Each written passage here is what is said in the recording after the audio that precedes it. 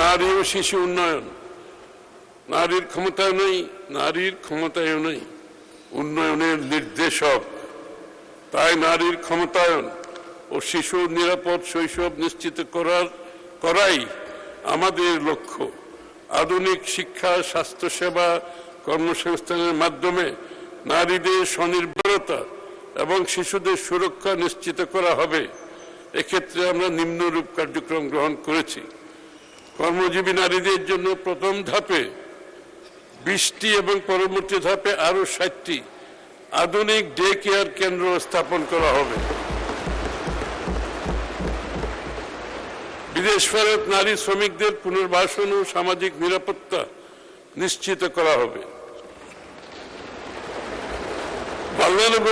Vulnerable women benefit কর্মসূচির আওতায় 10,40,000 নারীকে মাসিক 30 কেজি চাল দেওয়া হচ্ছে।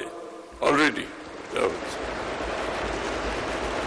10,40,000 নারীকে। হ্যাঁ, নারী ও শিশু নির্যাতন প্রতিরোধে দ্রুত ব্যবস্থা গ্রহণের জন্য কুইক রেসপন্স টিম অধিকতর শক্তিশালী করা হচ্ছে।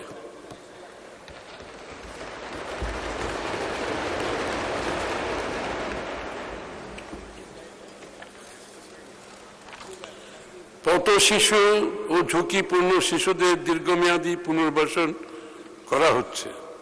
ঝুঁকিতে থাকা সুবিধাবঞ্চিত ও বিপন্ন শিশুদের সুরক্ষায় বর্তমানে দেশের 17টি জেলায় 33টি সমন্বিত শিশু পুনর্বাসন কেন্দ্র পরিচালিত হচ্ছে। নারী ও শিশু উন্নয়ন খাতে মহিলা ও শিশু বিষয়ক মন্ত্রণালয়ের অনুকূলে মহিলা ও শিশু বিষয়ক মন্ত্রণালয়ের অনুকূলে আগামী 26-27 অর্থবছরে 5,196 কোটি বরাদ্দ রাখার প্রস্তাব করছি।